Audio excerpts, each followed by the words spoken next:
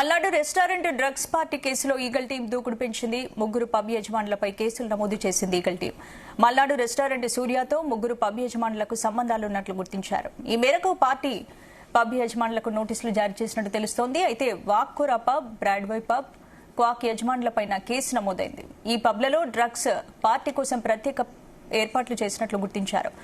3 పబ్బుల యజమానులు రాజశేఖర్, పృథ్వీ, రోహిత్ మాదిశెట్టిలను విచారించనున్నారు పోలీసులు. మరో 4 పబ్ల యజమానులపై కూడా పాత్రపై విచారణ జరుపుతున్నారు.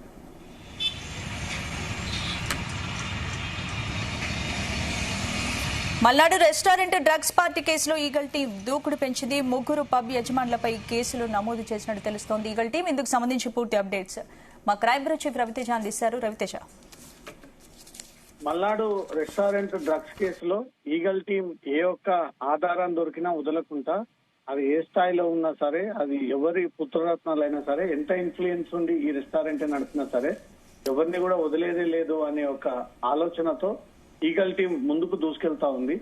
ఇప్పటికీ ఈ మల్నాడు రెస్టారెంట్ డ్రగ్స్ కేసుకి సంబంధించి తాజాగా 3 పబ్బు యజమానుల పైన కేసు నమోదు చేస్తా ఉన్నామన్నట్టు కూడా ఈగల్ టీం ఇప్పటికే ప్రకటించడం జరిగింది. పబ్బు యాజమాన్యాలకు సైతం ఇప్పటికే నోటీసులు జారీ చేసింది.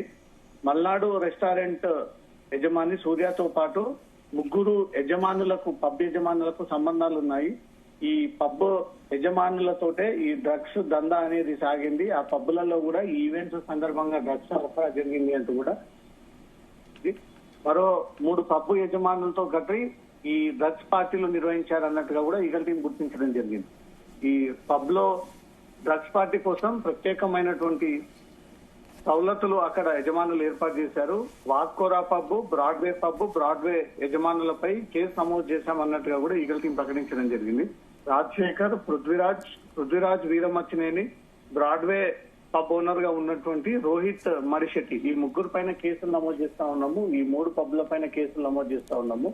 సూర్య, హర్ష, తేజ, ఈ 3 కలిసి అనేక సార్లు ఈవెంట్స్ నిర్వహించినప్పుడు ఆ ఈవెంట్స్ సందర్భంగా ఇదే పబ్బులలో ఈ డ్రగ్స్ సరఫరా జరిగింది. అది యజమానులకు తెలిసే ఈ డ్రగ్స్ చేతులు మారాయి.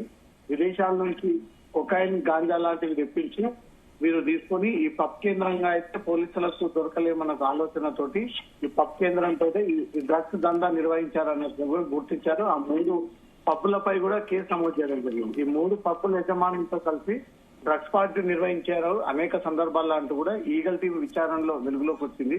దీంతో పాటు మరో 4 పబ్ యజమానుల పాత్రపై కూడా ఈగల్ టీం విచారణ జరుపుతా ఉన్నారు.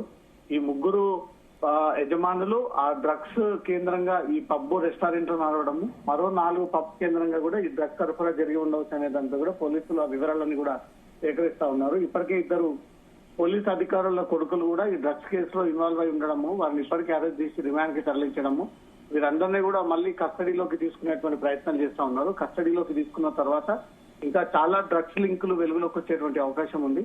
ఇక్కడ హైదరాబాద్ కేంద్రంగా ఇంకెక్కడెక్కడ వీళ్ళు పబ్బుల పేరుతో, ఈవెంట్ల పేరుతో ఈ డ్రగ్స్ ని సరఫరా చేస్తా ఉన్నారు, ఎవరెవరికి విక్రయాలు చెప్తా ఉన్నారు, దాంతో పొలిటీషియన్స్ ఎవరున్నారు, సినీ సెలబ్రిటీలు ఎవరున్నారు, ఎంత కట్టడి చేసినా ఈ డ్రగ్స్ చాప కింద నీరులా ఎలా విస్తరిస్తా ఉంది, ఏ రకంగా తీసుకొస్తా ఉన్నారు. ఒక విదేశీ మహిళ చెప్పులు కింద దాచిపెట్టుకొని ఈ హిల్స్ సమీపంలో దాన్ని భద్రపరుచుకొని ఆ డ్రగ్స్ తీసుకొచ్చినట్టుగా కూడా పల్నాడు డ్రగ్స్ కేసులో ఈ కొత్త కోణం వెలుగులోకి వచ్చింది. కాబట్టి ఇంతకు ముందు ఏ రకంగా సరఫరా చేశారు, పోలీసులకు దొరకకుండా ఎలా వీళ్ళు మేనేజ్ చేయగలరు అనేది కూడా పూర్తి వివరాలు సేకరిస్తా ఉన్నారు. స్పందన. Right, thank you Raviteja.